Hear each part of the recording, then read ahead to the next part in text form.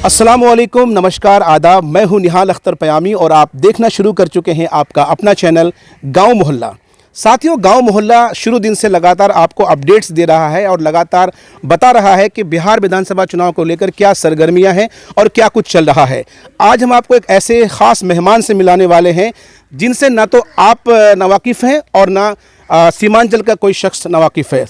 तमाम लोग उनको जानते हैं। यकीनन वो इसलिए भी जानते हैं क्योंकि मीडिया के क्षेत्र में उन्होंने जो मकबूलियत हासिल की है, जो काम किया है, उससे हर बच्चा वाकिफ़ है। हम बात कर रहे हैं हसन जावेद साहब का, जो इस वक्त हमारे साथ मौजूद हैं। सर, बहुत बहुत शुक्रिया कि आपने अपना कीमती वक्त दिया। शुक्रिया निहाल साहब और गांव मोहल्ला की पूरी टीम का बहुत बहुत आभार कि आपने हमें वक्त दिया, और बहादुरगंज की जनता का भी बहुत बहुत आभार। बातचीत का सिलसिला शुरू करने से पहले हम आपसे रिक्वेस्ट करेंगे कि कोई बात अगर बुरी लगे तो बच्चा समझ करके माफ़ कीजिएगा, और कोई बात अच्छी लगे तो उस पर ज़रूर विचार कीजिएगा। साथियों, इससे पहले कि हम सवाल जवाब शुरू करें, हम आपको बता देना चाह रहे हैं कि हसन भाई हमारे बड़े भाई तो हैं ही, हमारे आइडियल हैं, हमारे आदर्श हैं, और लगातार हम सोशल मीडिया के ज़रिए अपनी मोहब्बत को आपके समक्ष दर्शाते रहे हैं। और साथ ही साथ हम आपको बता देना चाहते हैं कि जब मैं जामिया इस्लामिया से जर्नलिज़्म कर रहा था, तब ये जर्नलिज़्म करके जॉब में जा चुके थे, और उन दिनों भी मेरी अल्हम्दुलिल्लाह इनसे गुफ्तगू थी और मैंने हर कदम पर इनसे सीखा है, इनसे जाना है। आइए सीधे इनसे बात करते हैं बिहार विधानसभा चुनाव को लेकर के। और जैसा कि आप सबको मालूम है, अभी हाल ही में इन्होंने मजलिस-ए-इत्तेहादुल मुस्लिमीन का दामन थामा है। हसन भाई, कॉन्फिडेंस तो नहीं आ रहा है, लेकिन सवाल है, पूछना ही है। जब जब चुनाव आता है, आप किसी न किसी पार्टी में चले जाते हैं। पहले आपने साहब झारखंड मुक्ति मोर्चा का दामन थामा, अब क्योंकि चुनाव सर पर है और आपने मजलिस-ए-इत्तेहादुल मुस्लिमीन का दामन थाम लिया है। सियासी गलियारों में खबर है कि ये सब जो हो रहा है, दरअसल इलेक्शन लड़ने को लेकर और मजलिस की मकबूलियत को लेकर के आप ऐसा कर रहे हैं, ऐसा कुछ है सर? देखिए, जो भी आरोप है वो सारे बेबुनियाद हैं। हम जेएमएम से चुनाव लड़े थे, जो बाद में फिर हमको निर्दलीय सिंबल के आधार पर बनना पड़ा था। जेएमएम से हमारी जो है, जब हम रांची में रहते थे तो वहाँ के जो पूर्व सीएम और अभी के जो सीएम है हेमंत सोरेन जी से हमारी बड़ी अच्छी दोस्ताना ताल्लुकात है। तो उन्होंने कहा कि जब चुनाव लड़ने का इरादा है तो पार्टी तो अभी कोई टिकट देगी नहीं, तो बेहतर होगा कि आप हमारी टिकट लीजिए, किस्मत आजमाना है आजमाइए। तो उन्होंने हमको एक गिफ्ट के तौर पर दिया। सीमांचल का कोई ऐसा नेता या बंदा नहीं होगा कि जिनको पहले चुनाव लड़ना पड़े और एक पार्टी टिकट उस पर ट्रस्ट करे और उसका नॉमिनेशन एक्सेप्ट हो और वो जनता के बीच में जाए और चौथे रैंक में आए। तो ये हमारी खुशकिस्मती है। ठीक है, तो अब रही बात एआईएमआईएम की बात है, तो हम जिस जगह, हम लोग बदलाव के राजनीति के समर्थक हैं, वैकल्पिक राजनीति की बात करते हैं, अल्टरनेटिव पॉलिटिक्स। एआईएमआईएम आज के दिन में इस चीज़ को यहाँ पे प्रमोट कर रही है, करेगी, और बहुत ही शानदार विकल्प है जिससे आप डिनाई नहीं कर सकते एज ए पत्रकार। और बहादुरगंज के कॉन्टेक्स्ट में देखें या अमौर के कॉन्टेक्स्ट में देखें तो यहाँ पे एक छत्र राज चल रहा है कांग्रेस का, जिसके विरोध में या विपक्ष में बीजेपी आती है या तीसरी दल आती है। उन लोगों का दम नहीं होता है कि अपने जो नेता हैं सत्ता पक्ष के, कि उसके खिलाफ कुछ बोल पाए या कुछ कर पाए। जावेद साहब, तो जी आप अगर ऐसे मठाधीश को अगर आप बदलना है तो एआईएमआईएम बेस्ट ऑप्शन है और यही बदलाव ला सकती है। ये मेरा बिलीव है, मेरा यकीन है, और यही मेरा एजेंडा है। जावेद साहब, गांव मोहल्ला के जो व्यूअर्स हैं वो हमसे अक्सर पूछा करते हैं कि जब भी आप उनका इंटरव्यू कीजिएगा तो ये सवाल ज़रूर पूछिएगा कि साहब, आप ताल्लुक़ तो कोचाधामन विधानसभा क्षेत्र से रखते हैं, लेकिन दशा और दिशा बहादुरगंज की बदलना चाहते हैं, ऐसा क्यों? देखिए, बहादुरगंज में लीडरशिप की कमी है, ये बहादुरगंज के लोग भी एक्सेप्ट करेंगे, अमौर के भी लोग एक्सेप्ट करेंगे कि वहाँ पे लीडरशिप की कमी है। ठीक है, और वहाँ हम बहुत कुछ दे सकते हैं। उनको लेकर के मेरे पास पिछले 10 साल 5 साल का एक रिसर्च है। ठीक है, तो ये कोई क्षेत्र हमको पसंद आए ऐसा नहीं है, लेकिन जहाँ पे कुछ कमी है, जहाँ पे बहुत अच्छा कर सकते हैं, अपने आप को एक्सेल भी कर सकते हैं और जनता के लिए, जनता को उनकी उम्मीदों पर खरा उतर सकते हैं, वो बात। क्या आपको लगता है कि मजलिस-ए-इत्तेहादुल मुस्लिमीन की का दामन थाम कर, मजलिस-ए-इत्तेहादुल मुस्लिमीन के साथ जुड़ करके आप अपने विज़न को पा सकते हैं, अपने मंजिल को हासिल कर सकते हैं, बहादुरगंज की दशा और दिशा बदल सकते हैं? बिल्कुल बिल्कुल बिल्कुल। एआईएमआईएम ऐसी पार्टी है जो है ना, पॉलिटिक्स के साथ साथ सोशल वर्क करती है, और जो यहाँ के यूथ हैं उनको ट्रेन करती है, नॉरिश करती है। आपका हमारा भी एज ए जर्नलिस्ट ये रहता है कि भाई हम अपनी पीढ़ी को आगे बढ़ाएं जी। ठीक है, तो हम पार्टी से जुड़ करके और सोशल वर्क को वर्क को प्रमोट कर सकते हैं, और जो लोग इस क्षेत्र में आना चाहते हैं उसको और एक्सेल करने का मौका दे सकते हैं। AIMIM जो है बहादुरगंज में दशा दिशा हर चीज़ बदल सकती है और बदल रही है। आज के दिन में हालात ऐसी हैं, शुरुआती जो है ना रिजल्ट हम लोग को मिल रहे हैं। अब आप बताइए कि जो विधायक 5 साल में घर से बाहर नहीं निकलते थे, अब वो पिछले 1.5-2 महीने से दौड़ रहे हैं, घर छोड़ रहे हैं। जो विपक्ष के नेता कहीं नज़र नहीं आ रहे थे, आज वो गुस्से का शिकार हो रहे हैं। ठीक है, तो पहली तो जीत हम लोग की यही हो गई। विपक्ष मजबूत हो रहा है, जनता बोल रही है, उनको एक विकल्प मिल रहा है, मजबूत विकल्प मिल चलिए रहा है। हसन भाई, जिस पार्टी से आप खुद को भावी प्रत्याशी के तौर पर देखते हैं या आपके चाहने वाले बताते हैं, उस पार्टी से लगभग 4 से 6 लोग ऐसे हैं जो कहीं ना कहीं वो भी मेहनत कर रहे हैं और वो भी कहीं ना कहीं अपने आप को भावी प्रत्याशी बता रहे हैं। ऐसी सूरत में अगर कल को पार्टी आपको उम्मीदवार नहीं बनाती है तब क्या करेंगे? पहले ये सोचिए कि बना सकती है, पहले ये सोचिए, सकारात्मक। हाँ, सकारात्मक सोचिए। ठीक है, बाकी हमारे तरफ से एक ही आपके सवाल का जवाब है, होप फॉर द बेस्ट। ठीक है, दूसरी बात ये है कि जो लोग दूसरे दल से आते हैं जाते हैं, पार्टी में आना सबका स्वागत है। ठीक है, टिकट के लिए अगर वो सोच रहे हैं तो वो कुछ ज़्यादा सोच रहे हैं। ठीक है, और हम लोग क्या है कि बदलाव की राजनीति के समर्थक हैं। ठीक है, दूसरी बात ये है कि टिकट ना मिले तो क्या होगा, ये सवाल हर दिन कोई ना कोई पूछता रहता है। टिकट काहे नहीं मिलेगा, या जिनको मिलेगा तो किस आधार पर मिलेगा। ठीक है, वो क्राइटेरिया जो फिलफिल करते हैं हम करते हैं, यानी इस पर विवेचना कीजिए। उसके बाद फिर आपको रिजल्ट मिल जाएगा कि नहीं हसन भी डिजर्व करता है तो फलाना भी डिजर्व करता है। दूसरी बात भाई, हमारी पहली मतलब कैरियर, राजनीतिक कैरियर शुरुआत AIMIM से होती है। ठीक है ना, राजनीतिक झारखंड मुक्ति मोर्चा से आप इलेक्शन लड़ चुके हैं। उसको तो हम बता दिए कि वो नहीं, वो एक इंडिपेंडेंट थे, उन्होंने हमें सपोर्ट किया उन्होंने। ठीक है, वो दोस्त के नाते उन्होंने किया। ठीक है, तो AIMIM से हम कैरियर की शुरुआत कर रहे हैं। मेरी विचारधारा जो भी बनेगी AIM के थ्रू बनेगी। अब एक मिनट, AIMIM के थ्रू बनेगी। और जो लोग इन कर रहे हैं उनको ये पूछिए कि आपकी विचारधारा आखिर है क्या, मौका परस्ती विचारधारा है या फिर फलाना ढिमकाना हसन भाई, उस मुद्दे पर भी हम आएंगे। आप जब मजलिस इत्तेहादुल मुस्लिमीन की विचारधारा की बात करते हैं तो मुझे ये पूछना लाजमी हो जाता है कि जिस खबर सीमांचल ने, जिस हसन जावेद साहब ने हमेशा मजलिस इत्तेहादुल मुस्लिमीन की विचारधारा की यानी यूँ कहें कि साहब मुखालिफत की या उससे अलग हट करके आपने सोचा, आज उसी विचारधारा की बखान कर रहे हैं आप। देखिए, ये बहुत बढ़िया सवाल है आपका। किसी चीज़ को मार्केट में इस्टेब्लिश करने के लिए 2 पक्ष होते हैं, चाहे तो आप सकारात्मक पक्ष को बताइए या नेगेटिव पक्ष को बताइए। हमको इस्टेब्लिश करना था AIMIM। अच्छा, हमने नेगेटिव पहलू को चुना और आपने पॉजिटिव। सारे लोग एक तरफ थे, हम अकेले थे, बात वही हो रही थी। AIMIM आज इस्टेब्लिश हुई। जो दोस्त होता है वो खामियां गिनाता है। बस ये चीज़, ये पार्टी के लोगों को भी पता है कि हम आलोचना कर रहे हैं तो उनको फ़ायदा ही पहुंचा रहे हैं। ठीक है ना, ये चीज़ है। तो इसका मतलब ये हुआ कि समहाउ हम आपसे अलग नहीं थे, साथ ही थे। चलिए हसन भाई, एक अरसे से आप यहाँ के जो नौजवान हैं उनमें कहीं ना कहीं मीडिया का अलग जगह रहे हैं और कहीं ना कहीं यहाँ के लोगों को अवेयर करने का काम कर रहे हैं। आप एक पत्रकार के तौर पर यहाँ की अवाम को भी और यहाँ के लीडरान को भी बखूबी जानते हैं। मैं अगर आपसे एक सवाल पूछूं कि साहब आपको एक जो सेंटेंस में अगर यहाँ के विधायकों का व्याख्या करना हो, उनके बारे बताना हो, तो क्या जवाब देना चाहेंगे? सबसे पहले मैं अगर पूछूं कि अख्तरुल ईमान साहब को लेकर के क्या विचार है? अख्तर साहब के बारे में बस इतना ही कह सकते हैं कि आज के दिन में वो किंग मेकर बन सकते हैं। इलाके की तस्वीर तो बदल ही सकते हैं या बदलने के लिए आज के दिन में जिद्दोजहद कर ही रहे हैं। दूसरा ये है कि हम जैसे नौजवानों का वो खैब तैयार कर सकते हैं, लीडरशिप, टीम इंडिया के कैप्टन बन सकते हैं वो। सिंपल मास्टर मुजाहिद आलम को लेकर के आप अगर दोस्त हैं तो ठीक है, दुश्मन है तो भी आपको वो दोस्त बना लेंगे, दुश्मन को भी दोस्त बना लेंगे। अच्छा, और बहादुरगंज के जो मौजूदा विधायक हैं उनके बारे में अगर एक जुमले में बोलना हो तो क्या कहेंगे?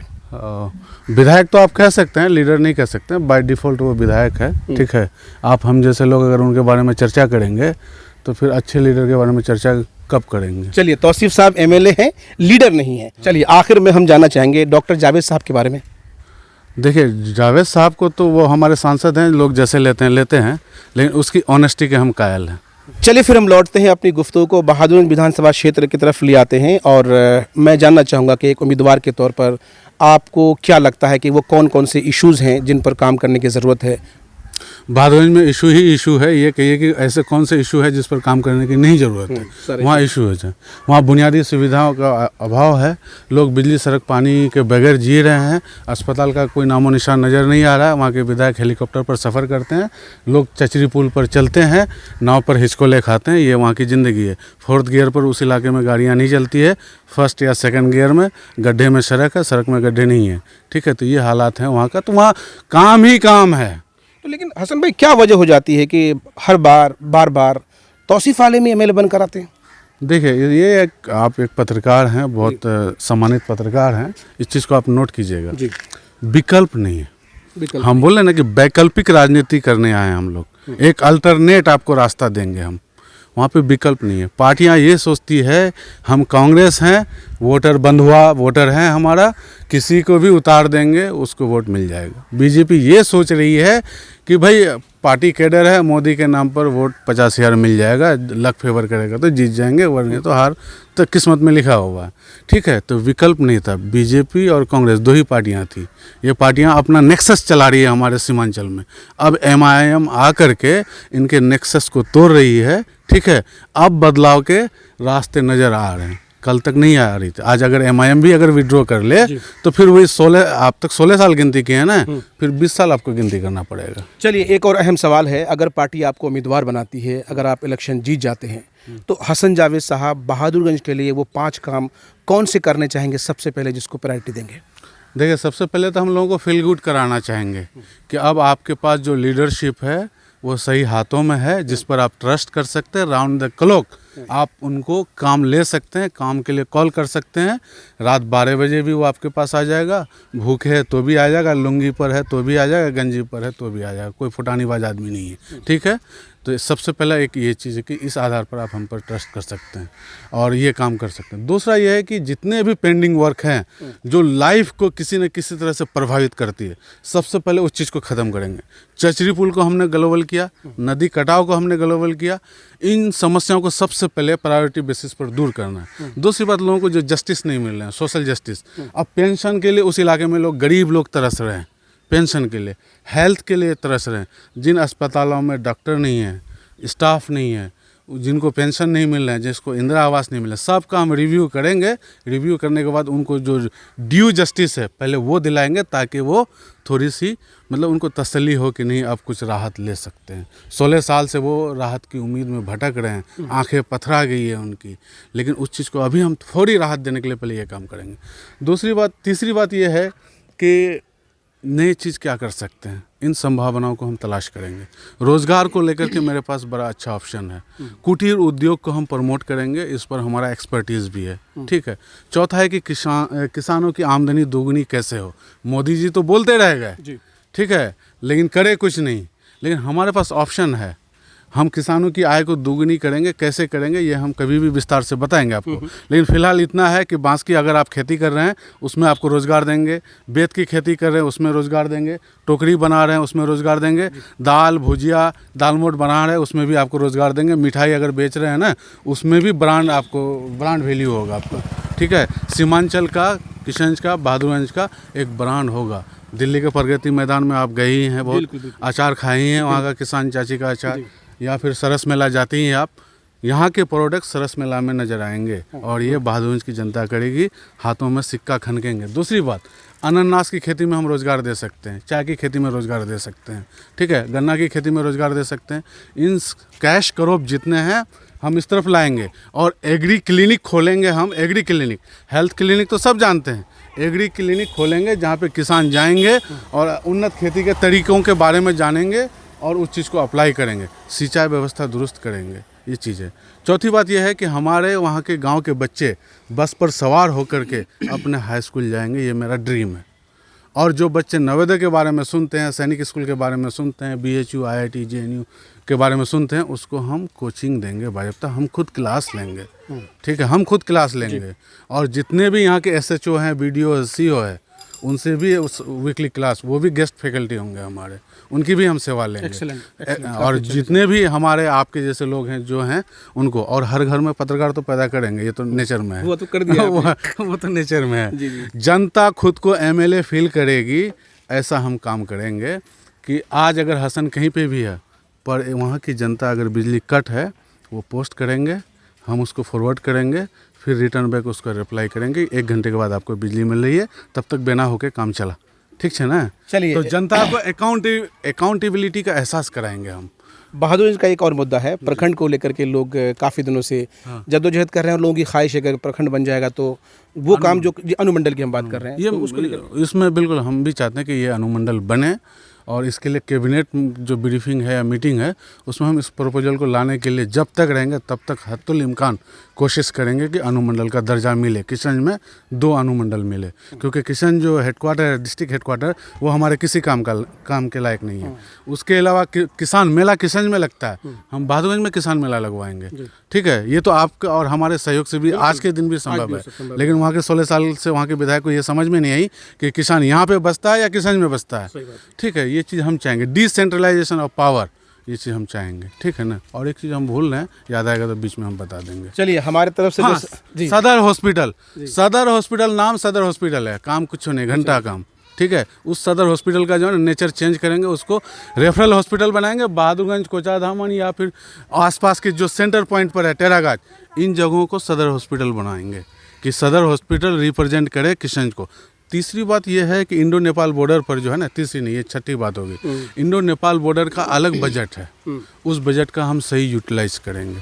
10 किलोमीटर के दायरे में डेवलपमेंट का, वो उसके लिए डीएम और एमएलए ऑथोराइज होते हैं। इस चीज़ को हम लोग सही से काम करेंगे। साथियों, मौसम बदलने की वजह से हमें वीडियो का लोकेशन भी बदलना पड़ रहा है और हम सवालों का सिलसिला जारी रखते हैं, और जारी रखते हुए हम हसन भाई आपसे जानना चाहेंगे कि बहादुरगंज के जो मौजूदा विधायक हैं, उनके कामकाज को लेकर के आप क्या कहना चाहते हैं, क्या प्रतिक्रिया देना चाहते हैं? उन्होंने जनता से ठगी की है 16 साल में। ठीक है, ऐसे विधायक की ज़रूरत नहीं है आज के ज़माने में। अब आप बताइए कि वहाँ गांव में पहुँचने के लिए सड़कें नहीं हैं, लोग कादों में आज के ज़माने में भी। ठीक है, और चचरी पर पार करते हैं, नाव पे सफ़र करते हैं लोग। तो अब आप समझ सकते हैं कि जहाँ चचरी चले, जहाँ नाव चले, वहाँ पे सिस्टम फेलियर है, और फेलियर है तो उसके लिए रिस्पॉन्सिबल कौन है? विधायक है। जहाँ पे बिजली नहीं आती है नियमित, जहाँ पे एक पावर हाउस काम करे, जहाँ पे हेल्थ सेंटर 1 या 1.5-2 काम करे, तो आप समझ सकते हैं वहाँ के कितने बुरे हाल है। अब बेसिक एम्यूनिटीज़ में आप पानी, साफ पानी, घर घर नल योजना अभी चल रही है सरकार की। बहादुरगंज विधानसभा क्षेत्र में अभी कोई जानकारी नहीं है, कुछ कुछ गांव में है, बाकी में है ही नहीं। तो अब आप बताइए कितना पीछे चल रहा है। बहादुरगंज 16 साल नहीं, 32 साल पीछे चल रहा है। तो उसके काम को रैंक देने की अगर बात करें तो 0/0। 0/0। चलिए, चुनाव के जीत हार की अगर बात की जाए तो कहा जाता है कि मिजाज बहुत मायने रखता है, मिजाज एक फैक्टर है। और जहाँ तक बड़े बुजुर्गों की बात की जाए और मजलिस इत्तेहादुल मुस्लिमीन की बात की जाए, तो आज तक तो यही कहा जाता रहा है कि जो बुजुर्ग तबका है उनका मिजाज अभी तक नहीं बदल सका है। क्या आप लोग कामयाब हुए बदलने में? देखिए, ये लोग दूर से बैठ करके आकलन करते हैं कि ऐसा नहीं, ऐसा हो रहा है, बुजुर्ग लोग नहीं बदल रहे हैं। वो ये सवाल इसलिए कह रहे हैं सर, क्योंकि लोकसभा इलेक्शन में ये चीज़ें देखी ऐसा मतलब पास्ट में हमारा एक रिकॉर्ड रहा है, यहाँ का पॉलिटिकल ओवरव्यू रहा है। लेकिन आज के दिन में हालात ऐसे है, बुजुर्गों के सामने में माइक आईडी लेके जाइए, वो ऐसी बाइट देंगे आपको, उस बाइट को दूसरे को सुना नहीं पाएंगे। मौजूदा विधायक के बारे में, कांग्रेस के बारे में, बीजेपी के बारे में इतने गुस्से में है लोग। बुजुर्ग ही सबसे पहले हल्ला लगाते हैं, पतंग उड़ेगा, ओबीसी जिंदाबाद। ठीक है, हसन जावेद एक पत्रकार के तौर पर मैं आपको एक मतलब एमआईएम के लीडर के तौर पर नहीं, बल्कि एक पत्रकार के तौर पर आपसे पूछना चाहूँगा कि आपकी आपत्ति कांग्रेस से है या कांग्रेस की मौजूदा विधायक से? नहीं, हमको आप देखिए, हम किसी पार्टी के बारे में कोई प्रतिक्रिया नहीं दे सकते, लेकिन इतना कह सकते हैं हमारी पार्टी सबसे मजबूत और जोरदार विकल्प है वहाँ पे। लेकिन लीडरशिप के बारे में हम बात कर सकते हैं। ठीक है ना, आपत्ति मत कहिए, ये कहिए कि घोर आपत्ति है हमें। हाँ, ऐसे लोगों को आज के दिन में कोई चुनता है तो वोटर अपने आप में मायूब महसूस करेंगे कि भाई ऐसे लोगों को कैसे चुन लिया आप। चलिए, एक और अहम सवाल है हसन भाई, जब से आपने मजलिस ज्वाइन किया है, लगातार सोशल मीडिया में तरह तरह के कमेंट्स आपको लेकर के आ रहे हैं और नकारात्मक कमेंट्स आ रहे हैं, उस पर क्या कहेंगे आप? देखिए, ये नकारात्मक जो कमेंट्स आ रहे हैं ना, बेसिकली वो नकारात्मक नहीं है। ठीक है, वो बहुत पॉजिटिव कमेंट्स हैं हमारे लिए। असल में होता क्या है कि पूरा सीमांचल मेरा घर द्वार है, सबके दिलों में हम, हमारे दिलों में सब हैं। तो एक मोहब्बत का असर है, थोड़ी सी मतलब वक्त के साथ अगर इधर उधर हुआ है तो वो एक गुस्सा, एक गुबार मन का, उस बहुत बड़ा मोहब्बत है, बहुत बड़ा मोहब्बत है। लेकिन आज अगर हम उन्हीं से कहेंगे कि कल हमारे चुनाव प्रचार में जाना है, सबसे पहले आप देखिएगा उन्हीं की तस्वीर आपको नज़र आएगी। तो ये जो कोई लोग आकलन करते हैं कि हसन का बहुत विरोध हो रहा है ऑनलाइन ये वो, दरअसल ये मोहब्बत को लोग दिखा रहे हैं। चलिए, इंटरव्यू ख़त्म करने से पहले हम चाहेंगे कि हम ऐसे लोगों को सलाम करते हैं, सैल्यूट करते हैं। कुछ भी लिखिए हमारे बारे में या किसी के बारे में लिखिए, हमारे बारे में सिर्फ आप व्यक्तिगत कुछ है नहीं, न चोर हूँ न डकैत हूँ न रेपिस्ट हूँ, आप लिखिए। हम तो चाहते हैं कि सीमांचल लिखेगा तो आगे बढ़ेगा। मेरा मिशन यही है कि जब हमारे लोग लिखेंगे अपने आप विकास की मुख्य धारा में आएंगे, अधिकारी डरेंगे, नेता दौड़ेंगे, ठीक है ना, और हर चीज़ का हिसाब किताब आपको नज़र आने लगेगा। चलिए, इंटरव्यू मुकम्मल करने से पहले हम चाहेंगे कि गांव मोहल्ला के ज़रिए गांव मोहल्ला के व्यूअर्स को, सीमांचल के, किशनगंज के, बल्कि दुनिया के तमाम खित्तों से जहां से लोग गांव मोहल्ला को देख रहे हैं, उनके लिए आपका क्या संदेश, क्या पैगाम? गांव मोहल्ला के सभी सब्सक्राइबर से हमारी अपील तो नहीं कर सकते क्योंकि बहुत छोटा सा आदमी है हम, बहुत बड़ा लेकिन लोगों से गुजारिश ये कर सकते हैं, जो लोग भी इस वीडियो को देख रहे हैं वो सब्सक्राइब कीजिए, गांव मोहल्ला को आगे बढ़ाइए। गांव के लोग हैं हम लोग, और गांव जब उभरेगा तो इलाका बदलेगा, ठीक है। यही मेरा सपना है बहादुरगंज में, बदलते गांव उभरता बहादुरगंज। तो आपसे मेरी ये गुजारिश है, जहाँ पे भी हो, जिस हाल में भी हो, गरीब का बच्चा चुनाव में आया है, आपका दोस्त चुनाव में आया है, आप हमको ऑनलाइन ऑफलाइन सपोर्ट कीजिए। चुनाव में करोड़पति लाखपति आते हैं, हम खाकपति हैं। हम आपकी मोहब्बत के बल पर ही आपके दिल में जगह बना सकते हैं और आगे बढ़ सकते हैं। आपके मोहब्बत के बल पर आगे बढ़ सकते हैं और अपनी मेहनत के बल पर आपके दिल में जगह बना सकते हैं। तो थोड़ी सी भी अगर गुंजाइश हो तो ज़रूर जगह दीजिएगा हमें। गांव मोहल्ला जिंदाबाद, बने रहिए, जुड़े रहिए, बने रहिए, जुड़े रहिए, बदलाव की बयार को मजबूत करते रहिए। चलिए, बहुत बहुत शुक्रिया दोस्तों। वीडियो का एक पार्ट बहुत ही ज़्यादा इम्पॉर्टेंट है, जहां इन्होंने बहादुरगंज के विज़न को लेकर के अपनी राय दी है कि अगर ये विधायक बनते हैं तो यहाँ पर तरक्की किस तरह से लाएंगे, यहाँ पर लोगों को रोज़गार किस तरह से देंगे।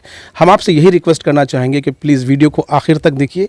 आपको लगता है कि वाकई में ये चीज़ें होनी चाहिए तो वीडियो को आगे भी शेयर करिए। हम इसी तरह से आपको तमाम तर नेताओं से मिलाएंगे और उनके अपडेट्स आप तक पहुँचाएंगे। किशनगंज से गाँव मोहल्ला के लिए निहाल अख्तर पयामी की रिपोर्ट।